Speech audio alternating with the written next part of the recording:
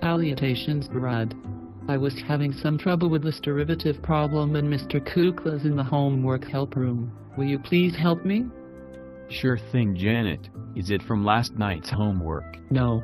You see, I am in a bind and way behind, and it's from last week's homework.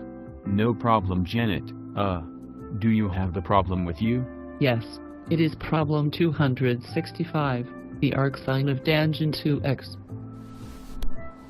Haha, no problem, Janet. I had trouble with that one as well. When you take the derivative, make sure it is with respect to x.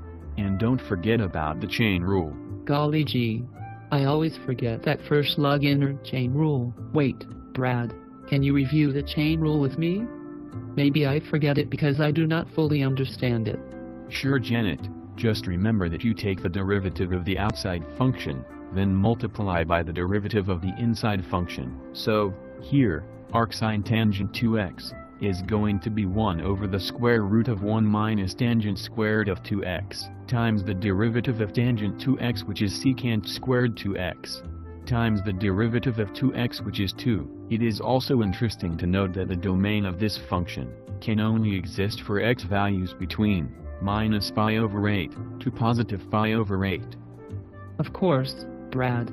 Thanks for all your help.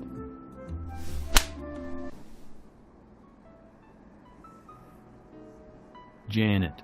Brad. Dr. Scott. Rocky. Hey Janet, I was studying for the calculus test earlier, and I don't think I fully understand rotational volumes.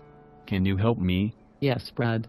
Let us take y equals x squared on the closed interval of x equals -2 to 2. Yeah. And rotating it about the x-axis. Yeah. We can see that the resulting shape is a biconcave prism-like volume. Yeah.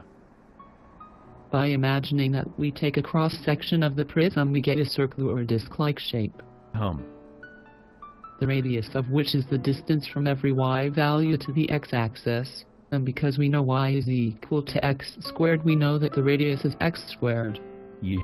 So to find the volume of the prism, we add the infinite number of areas of all the circular disks.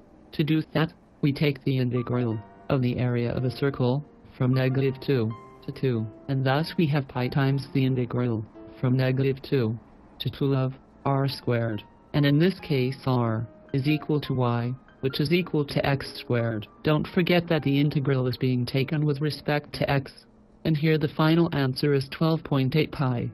Yay, that makes so much sense. Thank you, Janet.